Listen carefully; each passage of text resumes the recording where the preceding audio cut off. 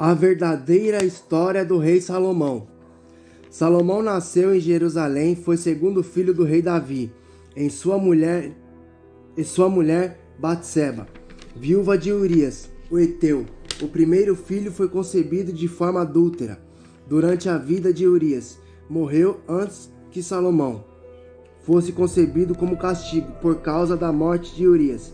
Pela ordem de Davi, Salomão teve 3 irmãos, nascidos de Batseba, Natã, Simeia e Sobabe, além de 6 meios-irmãos, mais conhecidos, nascidos de diversas mães. Quando o rei Davi era velho, ele não conseguia se aquecer, então procuraram em todo o território de Israel uma jovem que fosse bonita e encontraram Abisag, uma sumanita, e a levaram ao rei. A jovem, muito bonita, cuidava do rei e o servia, mas o rei não teve relações com ela. Enquanto estava nessas condições, começou uma movimentação para a tomada do poder.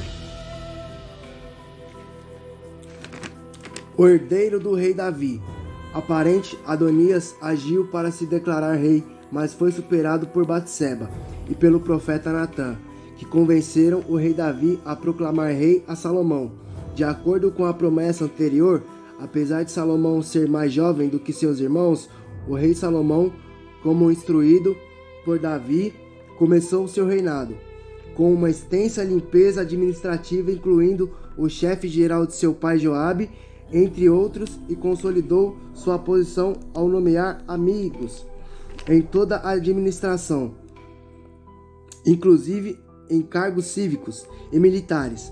O rei Salomão ampliou sua força militar, especialmente a cavalaria e carruagens. Ele fundou inúmeras colônias, algumas das quais duplicaram como postos comerciais e postos militares. As relações comerciais eram um foco de sua administração. Em particular, ele continuou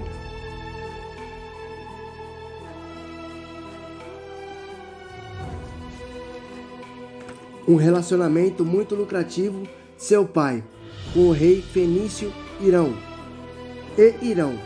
Eles enviaram expedições conjuntas para as terras de Tarsis e Ofir, para se envolverem em comércio de produtos de luxo, importando ouro, prata, sândalo, pérolas, marfins, macacos e pavões. Salomão foi o mais rico dos reis de Israel. Salomão é rei mais famoso por sua sabedoria. Ele sacrificou a Deus, e Deus mais tarde apareceu a ele em um sonho perguntando o que Salomão queria de Deus. Salomão pediu sabedoria porque não pediu recompensas egoístas como longa vida ou a morte de seus inimigos.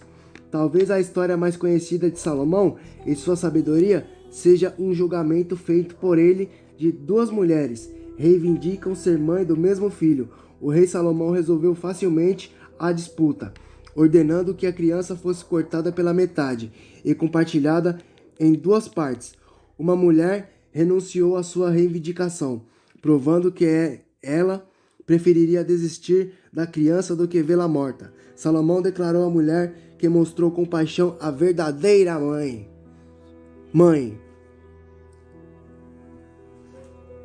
O rei Salomão é tradicionalmente conhecido o autor de vários livros bíblicos, incluindo não só as coleções de Provérbios, mas também Eclesiastes e Cantares. O rei Salomão teve 700 esposas e 300 concubinas.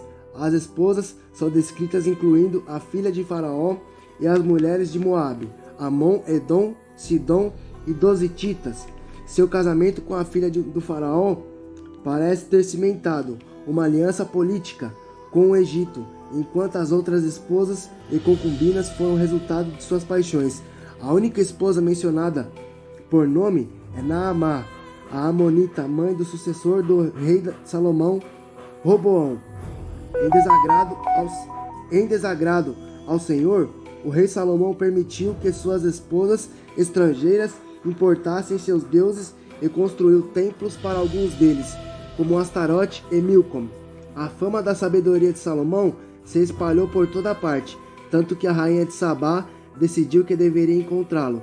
A rainha o visitou com uma série de presentes, incluindo ouro especiarias e pedras preciosas.